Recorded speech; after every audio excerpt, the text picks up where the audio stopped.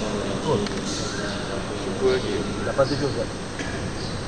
الحمد لله رب العالمين وبه نستعين ولا عدوان إلا على الظالمين أشهد أن لا إله إلا الله وحده لا شريك له وأشهد أن محمدا عبده ورسوله سيد الجن والبشر اللهم صل على سيدنا محمد وعلى آله وصحبه أجمعين أما بعد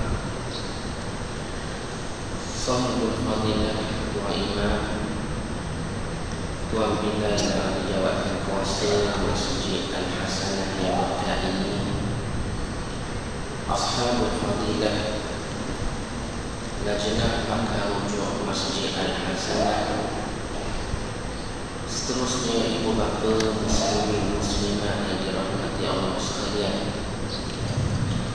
Pertamanya kita merafakkan setinggi-tinggi kesyukuran kepada Allah Ta'ala kerana dengan waktunya dapat kita menyambung pengajian Mutiara Kasrah Ibn Abdullah As-Sadan tadi ini,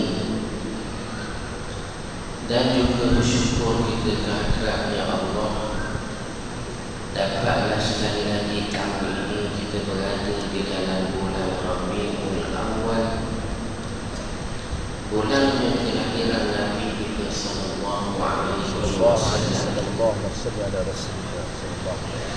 dan memang menjadi satu kelaziman setiap kali tibanya bulan Rabiul Awal kita akan selalu dengar perbahasan yang tidak sudah-sudah daripada anak-anak muda yang membicarakan tentang hukum menyambutnya Maulidun Nabi sallallahu alaihi wasallam. Walhal di sana terdapatnya banyak pandangan dan saranan untuk memuliakan hari Maulidun Nabi ini, walaupun terdapat pandangan-pandangan lain sebagai perkembangan sehat dalam dunia ilmu. Sebab itu antara tanda orang-orang berilmu ialah ia tidak menyibukkan dirinya dengan perkara khilafiyah yang membawa kerugian kefahaman kepada umat, kerana memahami kaedah menyebut al-khuruj minal khilaf, keluarnya daripada khilaf adalah hukumnya sunat. Kata dasar itulah bersempena dengan maulid ini, marilah kita sama-sama menghayati ruh ataupun matlamat menjadi umat Nabi sallallahu alaihi wasallam itu adalah terlebih besar daripada perkara-perkara yang kita khilafkan, sehingga membutuhkan kekuatan umat Islam yang tidak berasaskan kepada ilmu yang benar. InsyaAllah, mudah-mudahan. Hari ini kita akan menyambung pengajian Mutiara Tasawuf kita pada tajuk syukur. Muka suratnya 86. Firman Allah Subhanahu wa ta'ala, Bismillahirrahmanirrahim, Fadhkuruni adhkurkum washkuruni wa la takfurun. Maksudnya, oleh itu ingatlah kamu kepadaku dengan cara mematuhi hukum dan undang-undang. Azkurkum, supaya aku membalas kamu dengan kebaikan. Kerana Allah bila minta manusia kepadanya, bererti Allah hendak memberi kebaikan kepada manusia itu sendiri. Secara fikrahnya, kata Al-Buti rahimahullah alaih, antara sifat kepada manusia ialah beradab dengan Allah. Termasuk padanya ialah menyangka baik akan ketentuan Allah Ta'ala yang berlaku kepadanya melalui kudrat dan iradah Allah yang kita panggil takdir. Jadi takdir ini bila berlaku, dia semuanya adalah ketentuannya Allah. Sedang Allah ni dia tidak menzalimi akan makhluknya. Semalam kita dengar satu keluarga 5 beranak mati demam di hutan Bukit Kuala Lumpur. Betulan balik cuti sekolah. Jadi 5 beranak, 6 beranak asalnya di Begelok. 5 dari adik keluarganya mati demam dan mati semuanya. Hingga anaknya 9 tahun, lebih kurang 3 kalau terjemah sekolah kita hari ini darjah 3. Bila kita baca berita sama ada di TV atau di Facebook atau di mana-mana saja, kita pun kata Allah kesiannya untuk budak ni. Nak sampai ke Allah ni besar, tentulah beratnya tanggungan dia fikir, trauma dalam diri, kesedihan yang bertimpa-timpa kerana adik-beradik hilang, mak ayah pun hilang sekaligus. Waktu kita rasa kesian belas itu, hendaklah kita tanam di dalam jiwa kita Allah terlebih kesian. Ini kita panggil adab dengan Allah.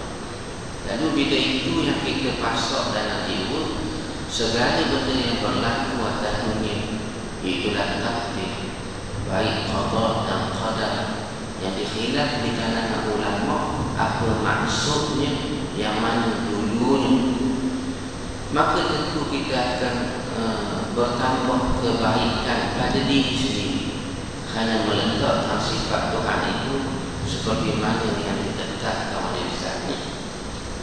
Jadi bila Tuhan kata fadkuruni, ingat pada, sebenarnya Tuhan nak beri kebaikan pada manusia itu sendiri dengan cara azkurkum, aku akan balas kepada kamu dengan kebaikan.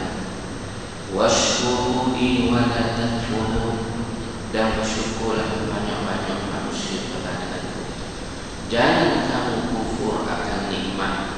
Seperti katanya Hujjatul Islam Imam Al-Ghazali, mengikat nikmat ini adalah dengan syukur kepada Allah. Ayat ini daripada surah Al-Baqarah ayat ke-150. Al-Allamah Ibn Kathir, satu orang ulama tafsir. Ulama dulu ni tuan, bila terkenal dalam satu bidang, ia juga menguasai bidang lain. Seperti kita belajar dalam mazhab, sama ada muqarrah mazhab, fiqh mazhab. Asal mazhab ni sebenarnya tidaklah 4 seperti yang kita pegang sekarang. Memang mazhab itu banyak, termasuk mazhab yang kita tidak pernah dengar. Bahkan sekarang bertambah kita tidak dengar kerana pupusnya mazhab itu sebab pengikutnya sudah tak ada. Tetapi kalau bicarakan mazhab yang 4, sebenarnya mazhab ini asalnya 3 saja. Seperti mazhabnya Imam Abu Hanifah, guru kepada Imam Malik. Kemudian Imam Malik bin Anas, guru kepada Imam Syafi'i. Kemudian mazhab kita Imam Syafi'i, Muhammad bin Idris. Kemudian barulah murid kepada Imam Syafi'i, Ahmad bin Hanbal. Ahmad bin Hanbal yang asalnya tidak dikenal sebagai imam di dalam mazhab ini, kerana kepakaran beliau asalnya dalam bidang hadis. Sebab itu bila kita tengok pertembungan manhaj ahli ahlul hadis dengan selain mereka menyebabkan nas ataupun kesan kepenggunaan nas itu berbeza. Ini bila nak mari saja maulid Nabi, orang akan bahas apa? Dia kata waktu Nabi duduk dalam gua Saur, yang 5 kilometer Nabi berjalan dari rumahnya itu bersama Abu Bakar. Ada cerita yang masyhur disampaikan dari mulut ke mulut sejak dulu sampai bila-bila.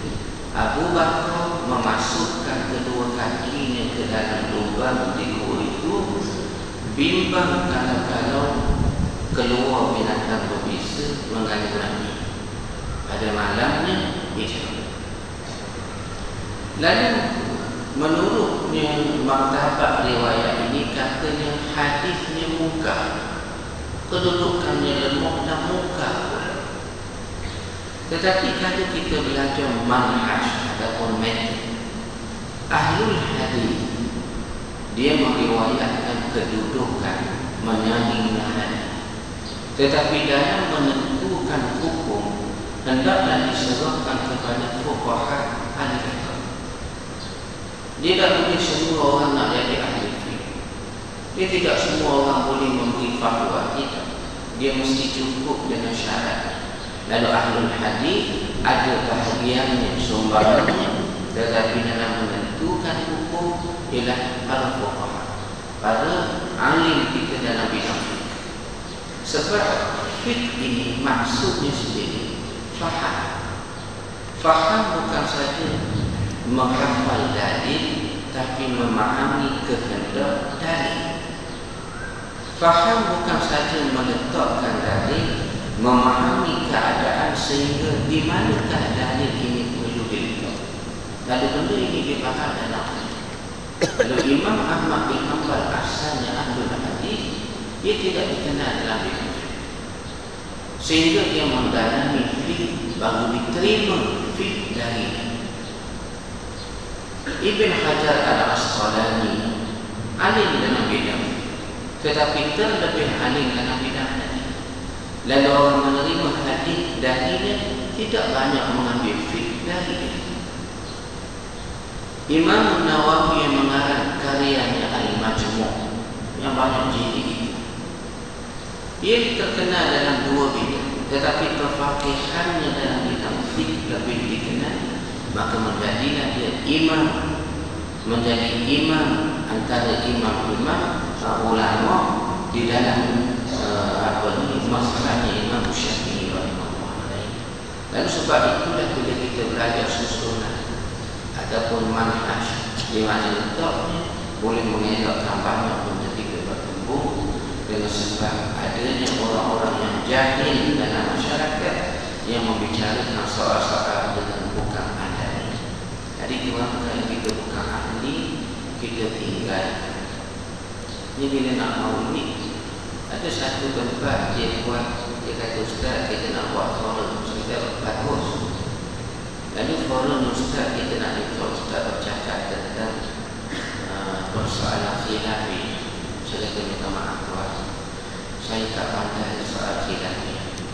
Kalau soal benda lain boleh agaknya saya usulkan, tapi kalau tuan nak suruh cakap soal khilafi, bid'ah dhalalah wal hasanah sebagainya, saya tak tahu. Jadi cuma kita tak sibuk itu banyak sangat yang lain untuk kita bahas. Lalu Ibn Katsir berkata begini dalam tafsirnya berkenaan ayat tadi. Kata Allah Subhanahu wa taala memerintahkan hamba-hambanya agar bersyukur di atas kurniaan nikmat. Mana terima nikmat, sebut nikmat yang tidak terhitung, dan Allah menjanjikan tambahan kebaikan bagi mereka yang mengikat nikmat itu dengan syukur. Syukur di sini maksudnya dalam apa keadaan yang manusia Maka kita tuan, bila kita dapat benda kita nak, baru kita syukur. Ustaz, saya ingat pada kuliah yang nak ada Ustaz akan contohnya. Sebab apa ni? Saya semalam kebetulannya dapat cucu baru. Saya nak buat syukur orang sikit lah. Maknanya benda yang tak kehendak kita syukur. Tetapi bila terima satu ujian, jangan orang boleh bersyukur. Sedangkan hakikat ujian ini meningkatkan makam di sisi Allah. Lalu benda-benda ini hanya dapat dilihat oleh orang-orang sufi, mana yang membicarakan keadaan makhluk batin. Melihat Allah itu semuanya baik dan baik.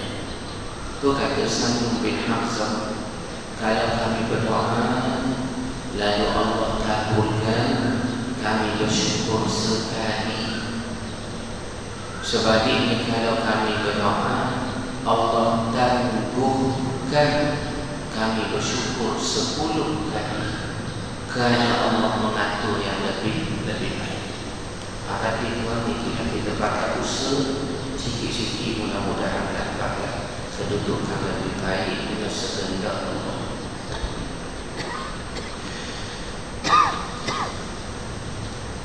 Definisi syukur. Para ulama telah mendefinisikan ta'rif syukur itu kepada beberapa ta'rif mana banyak. Mana bukan satu dua ta'rif syukur banyak. Macam kita belajar ta'rif tasawuf dulu. Dari sudut bahasa lughatannya sahaja lebih 2000 ta'rif. 2000 ta'rif. Begitu juga syukur banyak dia. Namun secara kesimpulannya, Syekh Abdul Qadir Isa, ini seorang ulama besar dalam bidang sufi. Beliau yang mengenal haqa'iq anit tasawuf, hakikat tasawuf, menyatakan bahawa syukur itu ialah satu kesinambungan hati untuk mencintai pemberi nikmat.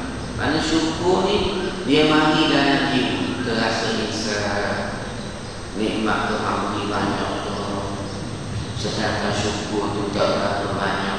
Dia mari dalam jiwa tu baru jadi syukur. Soal kita buat jamuan, soal kita buat tahlil di rumah ke apa, itu nombor dulu. Tapi dia mari dalam hati dulu, dia banyak Allah Tuhan beri. Kita je kurang bersyukur. Dia mari dalam hati, sedar dulu. Bahkan kita ni tuan, kalau tengok pada diri sendiri, tak tengok lah, banyak benda Tuhan beri. Rupa-rupanya banyak Tuhan beri. Dulu kita seorang, sekarang kita ada bini. Syukur nikmat tak? Lepas tu Tuhan beri anak. Bukan seorang, siapa ramah kita terpaksa pergi bank pula. Lepas tu daripada degree kita belajar boleh kerja, ada gaji. Walaupun tak banyak, cukup bulan kita pergi cocok, boleh nak makan kedai benda ni air, nak minum sesuatu, boleh. Pada tu cuti sekolah, boleh bawa anak-anak dia cuti air-air kata seterusnya.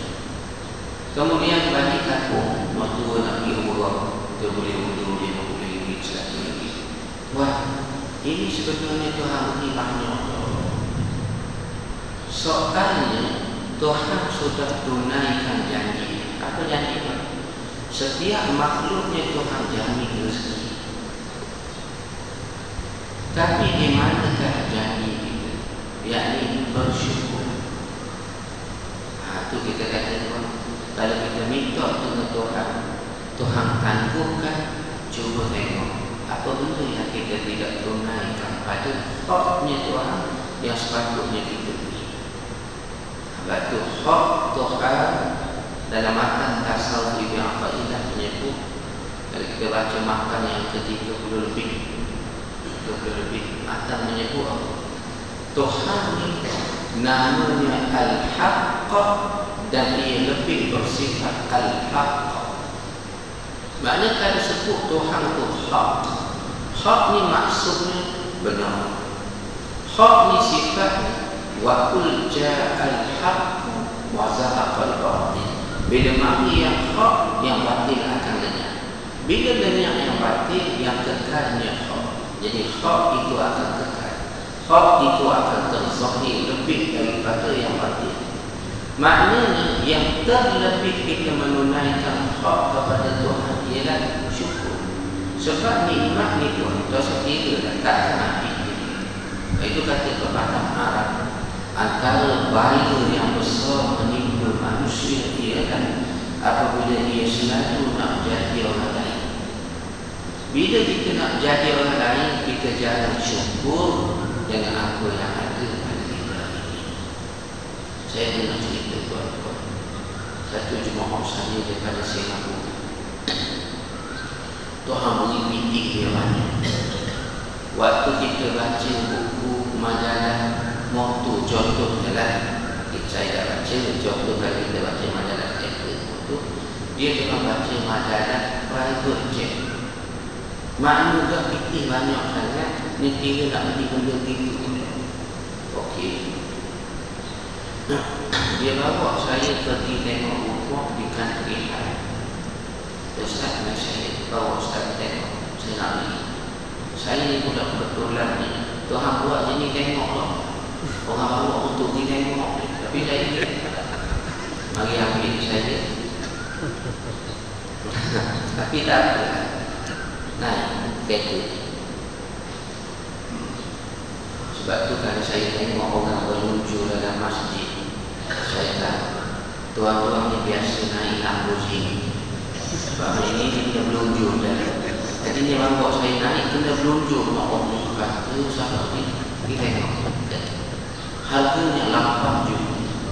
Oh, saya tak terfikir, ya Allah. Tuan ni, cuma dia nak duduk 3 orang. Rumah 5 tingkat, 3. Dia, bininya dan anak perempuan yang umur 2 tahun. Saya fikir macam mana dia boleh terfikir nak duduk rumah sebesar itu dengan 3 orang. Maaf sebut, antara penafsiran kalimah syukur ialah bila kamu guna dan tidak membazir, itu maksud syukur. Ya, baik.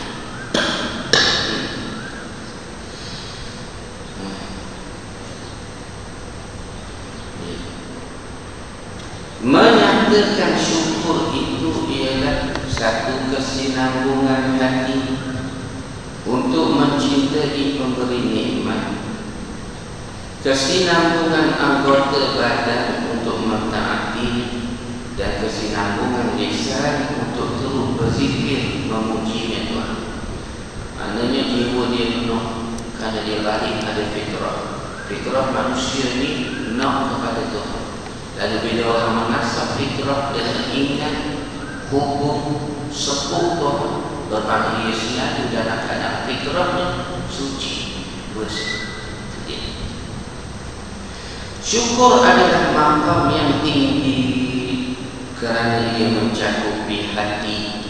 Kita dah sebut tadi, yang mari dulu dalam jiwa sedar ni semua kehendak Tuhan. Ini semua nikmat dari Tuhan, kena taat dan ikat dengan syukur. Ini semua pemberian Tuhan, kena banyak lagi sujud pada. Begitu juga lisan dan anggota badan. Syukur juga mengandungi sabar. Maknanya kalau orang bersabar itu dia syukur kerana Tuhan syukur. Redha. Ja'far as-Siddiq, Ja'far as-Siddiq, imam yang menjadi rujukan di Madinatul Munawwarah.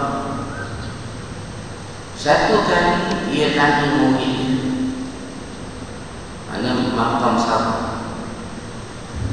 Dia kata, apakah yang kamu akan buat kalau kamu bermohon lalu Allah kabul?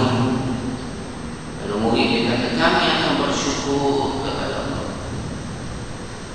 Lalu dia tanya lagi, dan apakah yang akan kamu buat kalau kamu berdoa Allah tangguhkan? Maka kata begini, kami akan bersabar. Comel dia jawab, kalau Tuhan minum kami syukur Tuanku, kalau Allah tangguh kami akan sabar. Maka kata Imam Ja'far, jikalau beginilah keadaan kamu, apakah bezanya lagi kamu dengan anjing-anjing di Madinah? Mereka meminta tulang, lalu tuannya capok, dia syukur, jilat kaki tuan. Kalau dia minta tulang, tuannya tak beri, dia sabar, esok mari pula. Apa bezanya lagi kamu dengan mereka? Allah Tuhan. Lalu yang dikendaki, dia kata terima saja dengan sangka baikmu yang besar kepada Tuhan. Sebagai bukti ada hamba dengan Tuhan, terima apa yang datang dari kesemuanya baik. Kullu min indillah. Maka dia baca ayat Quran yang ujung, katakanlah semuanya dari Allah. Kerana Tuhan kita tak akan lagi dengan setiap masa urusan nak takbir, tapi nak muru hidup. Itu dalam disiplin dasar Ibn Athaillah sebut, arih nafsaka binat tadbir, fama qama bihi ghayruka anka la takum bihi binafsika. Rehatkan diri kamu, jangan masuk campur urusan Tuhan. Usaha betul, hak selebih itu biar Tuhan tentu. Masalah manusia, dia buat satu benda mesti jadi. Kerana dia dah masuk campur ketentuan kesudahan yang Tuhan nak buat. Itu orang putih tu. Dia konsep tawakal tak ada. Buat mesti jadi. Kalau tak jadi kami satu mati sebab mana? Ini dah Islam dah ada. Tuhan tentu ikhtiar itu. Contoh tuan, Syahrawi menyebut contoh dia. Bila Ibrahim nak kena rakam, kalau kita hidup zaman itu kita akan kata mati dah Nabi Ibrahim. Tengok api marah sampai begini sekali. Dia nak buat benda. Bila sahaja nak dicampur, kalau kita ada zaman itu kita akan berdoa, turunlah hujan ya Allah, biar padam api ini dan selamat Ibrahim. Allah nak tunjuk kesudahan takdir kuasa mutlak atas sifatnya. Dia kata hujan mu jangan tunggu, api mu jangan padam, biar kau amal. Tentera Ibrahim mu pegang kemak-kemak, tentera Namrud pegang kemak-kemak Ibrahim. Biar Ibrahim yang kuno hari ini masuk dalam api, hujan tidak turun, api semakin marah, semua orang tengok betul-betul. Lalu Allah nak zahir keagungannya, tak bakal dia. Sebab apa Tuhan? Ini nak kamu ikhtiar kita, kesudahan Allah.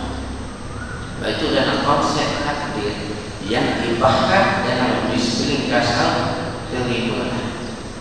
Kata Sayyidina Ali, kalau kamu tidak terima takdir tetap berlaku, kamu menanggung dosa. Itu saja. Maka kita ini tak ada baik. Macam begini, nak ambil buku berapa, terima je. Ikutlah, ikut untuk guru sudah. Ini pun saya nak ambil dah. Nak ambil.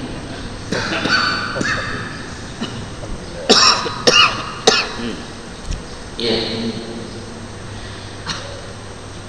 Oleh kerana itu, Allah Subhanahu wa Ta'ala memerintahkan hamba dengan kewajiban bersyukur dan melarang hamba yang kufur. Jangan.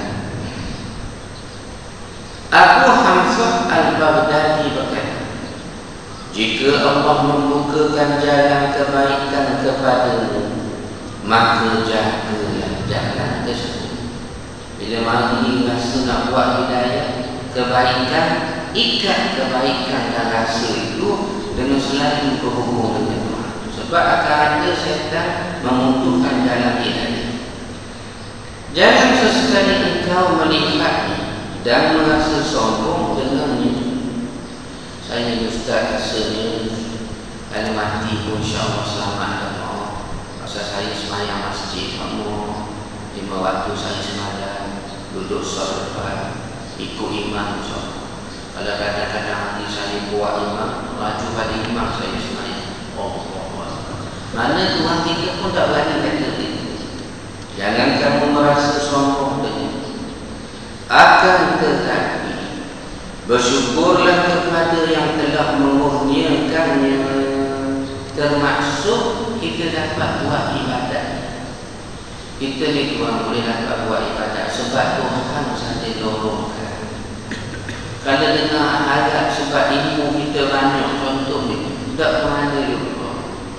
Tapi sebab Tuhan tunjuk, maka jadilah kebaikan banyak pada kita kerana terdorong dengan hidayah. Sebab itu orang beramal dia kena banyak syukur. Sebab Tuhan tunjuk kepadanya ini amal yang baik, ini bekalan setelah mati, inilah kamu nak hidup dengan di akhirat. Kerana kita nampak benda itu, kita bersungguh. Bukan tak lengok semayang, lengok lah. Lengok dan naik tu pula. Tadi mayang dah suruh, malam mayang dah, ni hari ni kena pula. Tahu kata lepas puasa dah, kena pula. Makna tuan lengok sudah tentu. Tapi orang tua kata, anak-anak lengok buat betul-betul. Sebab inilah tuan yang duduk dengan ni. Tuan, kita baru mukadimahkan satu kitab di bagi perdana sana. Kitabnya ialah At-Tazkirah fi Ahwalil Mauta wa Umuril Akhirah. Betul lah jemaah situ kita saya bacakan kitab Imam Qurtubi. Bahkan saya sebut dalam mukadimah kuliah malam. Bolehlah saya baca sekadar sebab saya tidak khatam kitab ini. Waktu talaki pun saya tidak khatam. Cuma banyak khatam separuhnya tidak sampai habis karena fasa-fasa dia tidak habis. Saya melanggar kitab ni ketika di Mekah habis Mesir ke Mekah ke Madinah sebelum ke India, kemudian ditahan oleh kerajaan Malaysia pada waktu itu katanya ada KMM, kumpulan milik Mujahidin, menyebabkan kami tersangkut nak ke India. Jadinya tuan, tak ada habis kita. Cuma kita dah mukadimah baca sekadar boleh kan, sekadar hak boleh kan Tuhan tunjuk. Apa dia? Disebut rupa-rupanya setiap hari. Setiap hari malaikat Israel akan berseru di dalam Al-Ghunyah Muslim, dalam kitab Al-Ghunyah Muslim. Dia kata, wahai orang yang berumur 40 tahun, disebut tiap-tiap hari. Wahai orang yang berumur 40 tahun, tenagamu sedang dikemuncang. Kita ni ngomong masuk 40, saya 38 baru dalam 15 hari, 19 hari cukup. Anak tuan-tuan ada beli hadiah yang saya bangku nak beri hari ini, saya terima lah kan. Mana nak buat tuan baru cukup 38 saya. Dia kata, wahai orang berumur 40, tenagamu sedang dikemuncang, fikiranmu memasuki alam mata, tenagamu masih banyak, beramallah bersungguh-sungguh. Disebut beramal sebab waktu sekarang ni omong kita, tenaga kita nak buat amal tak ada masalah banyak. Cuma nak ketiga. Nak ketiga tu soalnya hidayah pula. Itu konsep kita bahas pula kan. Beramal buat.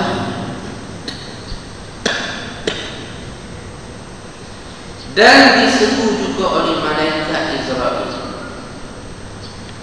wahai orang berumur 50 tahun, musim menuai dan memetik hampir tiba. Mana mung ni dijemput bila ni. Masuk 50 tu ingat tak? Pasal Nabi kita 60 lebih, 63. Setengah kata 60 tahun cukup, setengah kata 61 tahun 3 bulan, setengah kata 63 tahun. Kerana sebut benda khilaf banyak. Sebab tu kalau kita cerdik, kita tak sebut benda-benda ni. Pasal mungkin masa. Jadinya masa memuai memerti banyak. Dah hampir hidup. Hendaklah kamu memperbanyakkan istighfar. Disebut ini beramal kena juga, tetapi kerana umur seperti itu sudah tidak seperti dulu. Modal tenaga, modal masa tak ada, maka banyak istighfar. Banyakkan istighfar. Betul. Waktu kita muda dulu, Tuhan bakal kita banyak benda boleh buat. Fikiran taklah kita lagi banyak sangat seperti bila orang meninggal. Tenaga kuat. Ada semayang tu nak ini ke imam. Ada tengok makanya.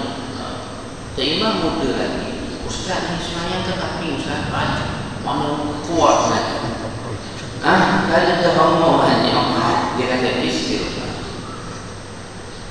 Itu istighfar ini disebut adalah senjata ketika umurmu sudah lanjut. Sedang amal adalah hujahmu ketika masih muda. Ada sebut ini, mana masih muda, amal itu hujah kita keluar. Saya beramal Tuhan.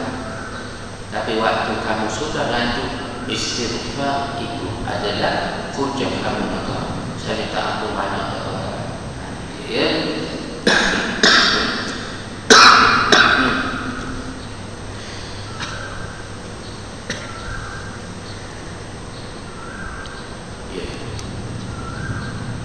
Sesungguhnya pandanganmu terhadapnya akan menjatuhkanmu dari makam, dan kesibukanmu dengan syukur akan menambah nikmat tersebut, kata Abu Hamzah. Syukur juga merupakan salah satu sifat Nabi itu. Allah Subhanahu wa ta'ala menyifatkan Khalilnya, moyang kepada Nabi kita Ibrahim alaihissalam dalam firman-Nya. Bismillahirrahmanirrahim. Inna Ibrahim kana ummatan qanitan lillahi hanifan wa lam yakun minal musyrikin syakiran li'an'amihi ijtabahu wa hadahu ila siratin mustaqim. Sesungguhnya Nabi Ibrahim adalah merupakan satu umat walaupun seorang diri. Ia patuh kepada Allah lagi berdiri teguh di atas dasar tauhid, dan ia tidak pernah mendengar menjadi dari orang-orang yang musyrik. Ia sentiasa bersyukur akan nikmat-nikmat Allah. Allah telah memilihnya menjadi Nabi dan memberi hidayah petunjuk kepadanya ke jalan yang lurus. Surah An-Nahl. Begitu juga pujian Allah Subhanahu wa ta'ala terhadap Nabi Nuh. Dzurriyyata man hamalna ma'a Nuhin innahu kana 'abdan syakura. Sesungguhnya ia adalah seorang hamba yang bersyukur. Inilah pengakuan Allah terhadap sifat syukur yang telah ditunjukkan oleh utusan-utusannya, yang semestinya menjadi tauladan dan pedoman bagi mereka yang mengakui sifat hamba. Kesyukuran Nabi Rasulullah sallallahu alaihi wasallam sentiasa bersungguh-sungguh dalam ibadah, seperti menghidupkan malam dan berdiri di hadapan Allah dengan khusyuk dan tunduk. Inilah bukti yang terhasil dari wujudnya maqam syukur dalam hati bagi kita. Oleh kerana itulah ketika baginda ditanya tentang sebab kesungguhan baginda di dalam beribadat sehingga pecah telapak kaki ini, maka baginda menjawab, afala akuna abdan syakura. Tidak bolehkah aku nak zahirkan syukur pada Tuhan? Ada orang tanya kenapa bersungguh sangat ya Rasulullah, siapa kau kaki? Dia kata aku ni nak jadi orang syukur, nak tunjuk syukur. Sebabnya nak banding dengan banyak nikmat tak akan terbalas, tapi nak tunjuk syukur, nak istiqamah dalam kesyukuran. Riwayat Bukhari, Muslim dan Imam Tirmizi. Ramai yang menyangka bahawa Nabi beribadat kerana memohon ampun, sedangkan Allah telah memaksudkan bagi Allah pelihara kepada Rasulullah. Dan kalau kita sangka Nabi ibadat sebab nak istighfar minta ampun, tidak. Sedangkan jawapan Nabi itu menunjuk akan keperluan syukur. Syukur dosa merupakan makam ibadat yang paling tinggi.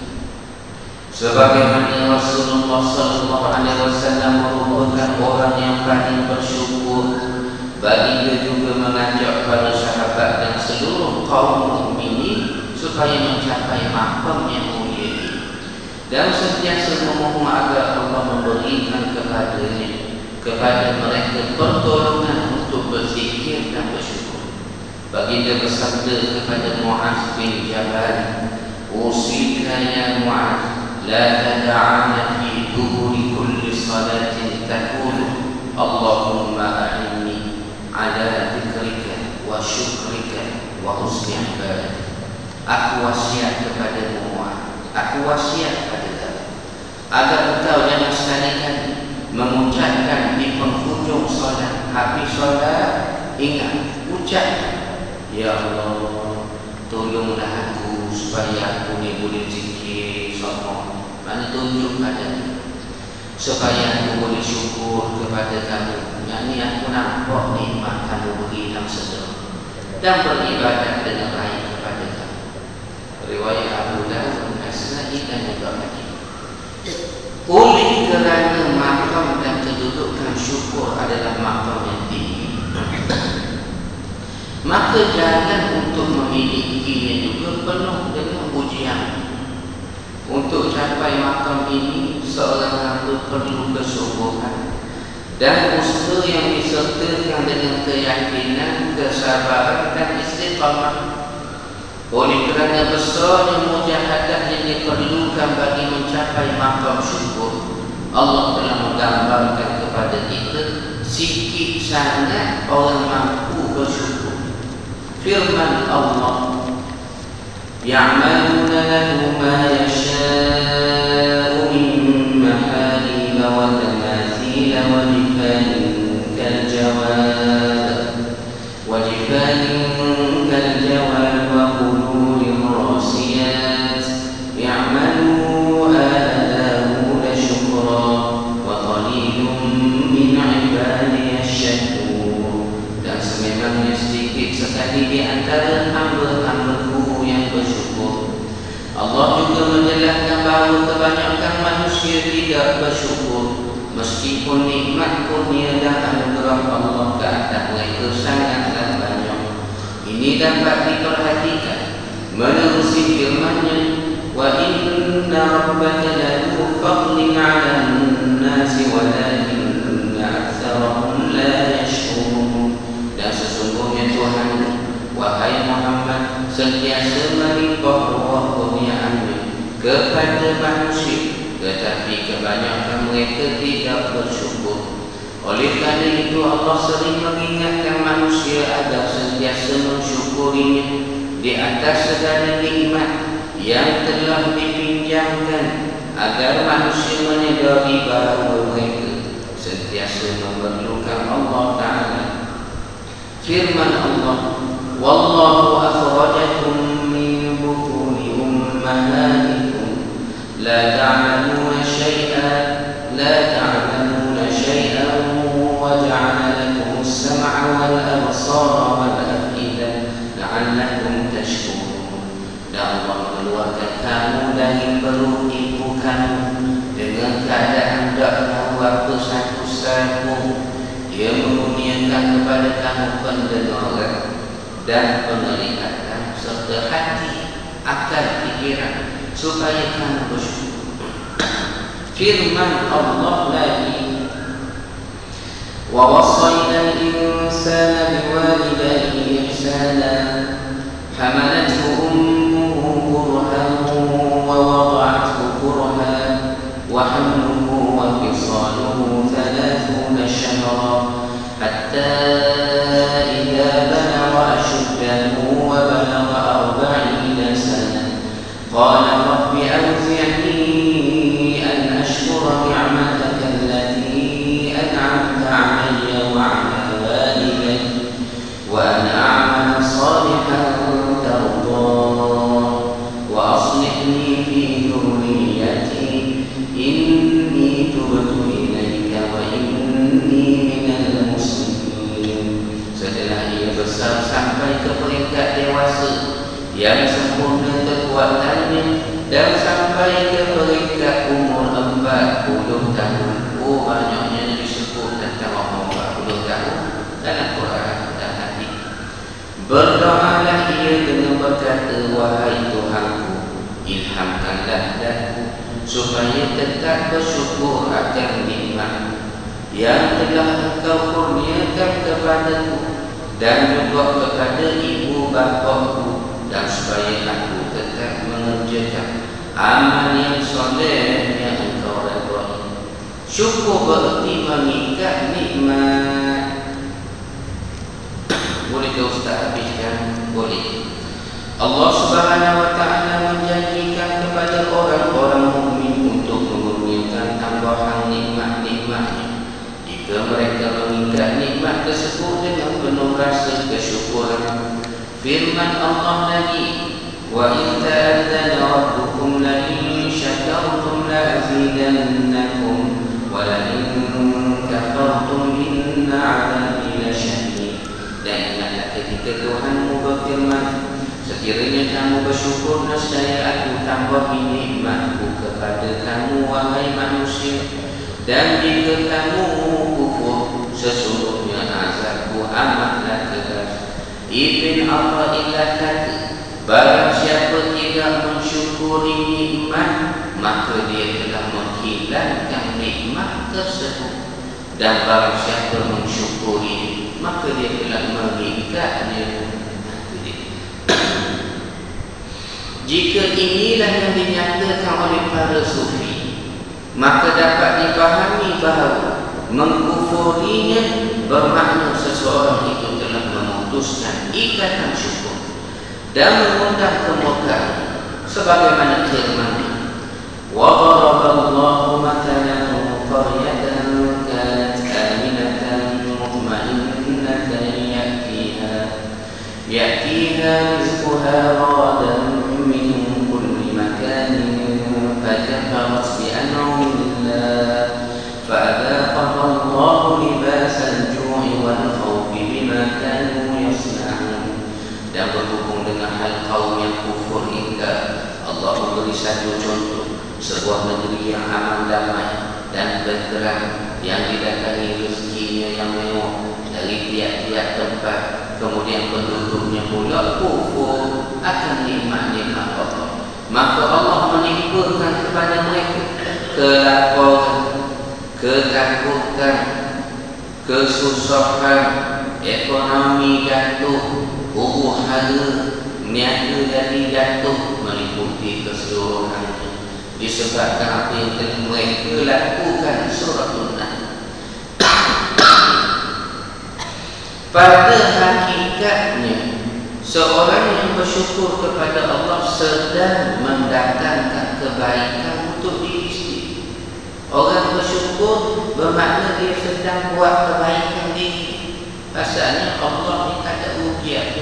Awak syukur atau kufur, semua balik pada Allah. Sebab dengan syukurnya berarti dia telah mengikat dan mengundang nikmat Allah agar bertambah serta kurniaannya, agar akan terus mencurah-curah. Benarlah firman-Nya, qala alladhi 'indahu 'ilmun minal kitabi ana atika bihi qabla an yartadda ilayka tarfuk falamma رآه مستقرا عنده قال هذا من فضل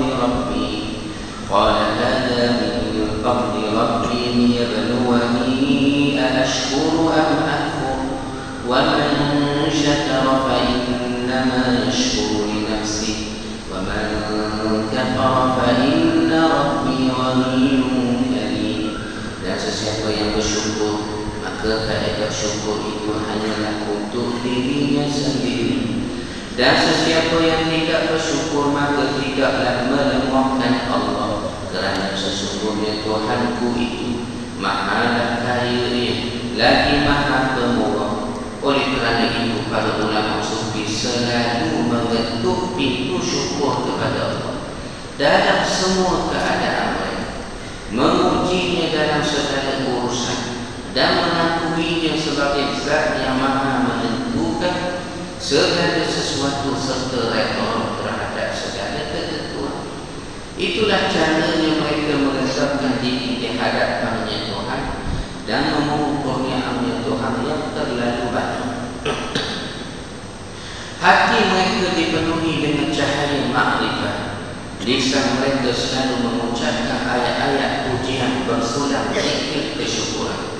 Penyusun mendoakan agar kita termasuk dalam kalangan mereka yang bersyukur di atas kurniaannya yang tidak terhitung. Alhamdulillah.